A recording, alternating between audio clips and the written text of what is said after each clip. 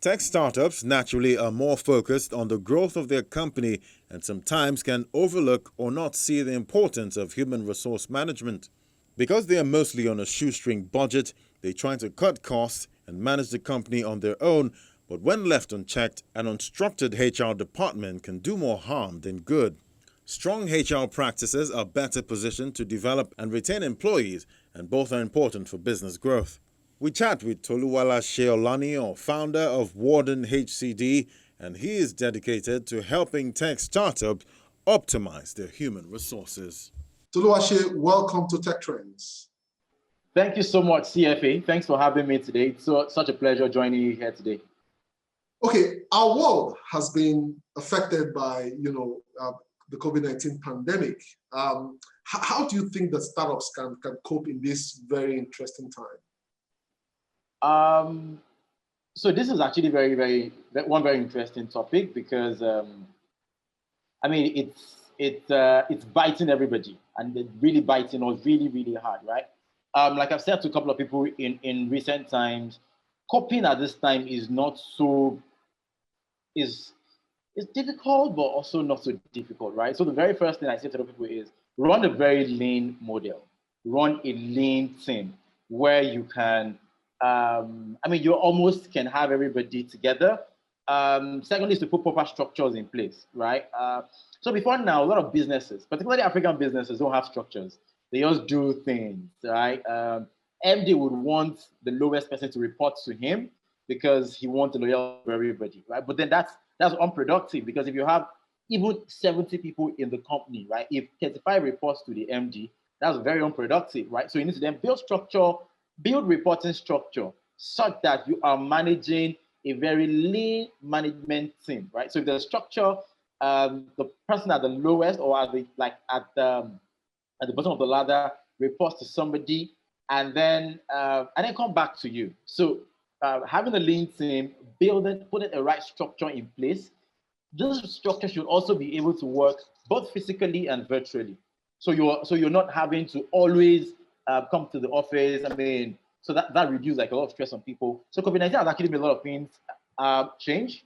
And I think that in embracing it, we should then understand how to switch around these things, how to build a lean team, most importantly, build a lean team, and the second is to build structure.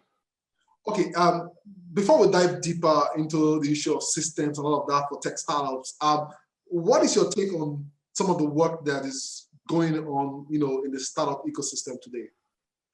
Interesting, amazing, and phenomenal, right? And I've used all of those words because it has opened a lot of young people, particularly young people. So the most interesting thing is it's young people who are like that at the edge of startups, right? It has opened a lot of young people to possibilities, right? So maybe before now in Africa, where with dynamics of the generation ahead saying, are you sure this is possible? Are you sure you can do this? Are you sure these things can happen? But now we are seeing it happen and happening around us. We're seeing tech startups that are designing solutions that make our lives easier. And I think, this is like one of the most amazing things that's happening in this age and time. So yeah, I think it's amazing and phenomenal. Awesome. So tell me, how has technology changed the HR industry?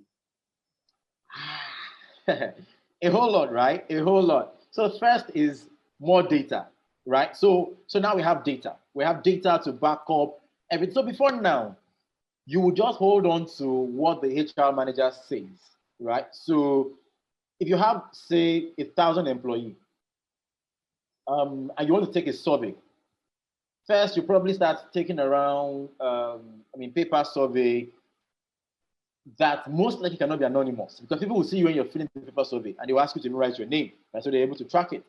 The management decision is always based on what the HR manager says.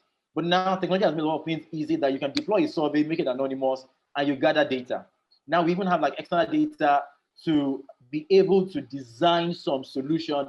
Particularly for like a kind of consulting that I do, we have data to be able to analyze and design some kind of product for some kind of startup and some kind of client, right? So data has become more accessible, which is awesome. Analytics has also become a lot more simplified. all thanks to data. So you can analyze all of this data. You can like look into structure, break down the things that we think cannot be broken down before, and analyze them, and without being biased, right? So data has taken away, has helped that human part of HR, because before now, it's either you. So they say it's either an HR person is wicked or is too nice. When you are being too nice, you are at the gunpoint of employers. When you're being too wicked, employees are holding your neck. But hey, technology has made everything so easy that I can analyze data. I can say to you, I can do performance management using data, using technology, and you can see that you're not doing well as an employee, right? So technology has made a lot of things easy for us. Data is more accessible. Analytics has become a lot easier. And I mean, appraisal has become something that we enjoy doing like every day. All thanks to technology.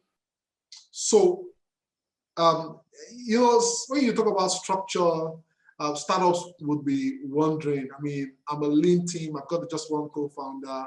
How would I go about structure? So how important is both structure and the HR in general to startups? Yeah, so structure is very, very important. Like I always say to people, right? What you build now is what you will build on. Whatever you build now is what you will build on. Simply put, the structure you design around your business now is the foundation that you will build on, right? The structure would encompass like the policies,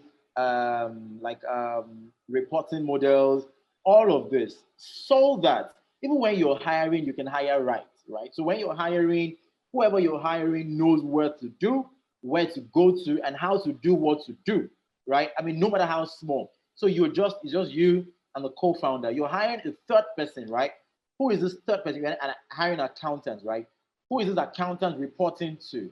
What's the accounting model of the organization? How do we intend to do this accounting model? At what points do we stop? What do we take on, right? So all of the structure need to be put in place, right? So you need like policies, you need like you need frameworks, no matter how small you are, right? So this structure can be very, very flexible, such that it allows you to expand. You can always build on it. But then, even as a one-man business, you run your business alone, you need this structure, because the structure also affects how you interact with your clients. Finally, Toluwase, this is one pretty interesting question. I mean, I have had my experiences with these interesting guys and ladies, but let me ask you, as the expert, how can folks who are building stuff better manage their developers? Because those developers is usually very interesting. But let's hear from you. Okay, so pretty interesting, right? Managing developers is like one of the most amazing things, and it's tough. When you tweak it. Now, a lot of incubators would say that for you to be able to get into the accelerator, you must have a tech co-founder. So first, right, knowledge on the path of the business owner is important, right? So you need to be able to design what the workflow is, and probably hire an in-house developer who will track all of this, right? An in-house developer who will be able to. So I mean, for a lot of us that don't even know. So even on a WordPress website, I'm struggling because I've not had like a proper spec sheet. I don't know what my expectations are. I just want to look at the website and see that, this looks beautiful. But if I have a tech co-founder, or like a CTO, he's able to say, no, this part we need to tweak, this part we need to tweak. So first that I say is, you probably want to get a CTO or a tech inclined co-founder who would fully manage that. Don't say that I said this, but maybe you hire the tech co-founder first before you then swing, if you want to build a tech business. All right, thank you for that tips. And Toluwase, thank you for being on the show today. I wish you all the best. Thank you. Thank you so much, CFA. Thank you so much, CFA. Thank you.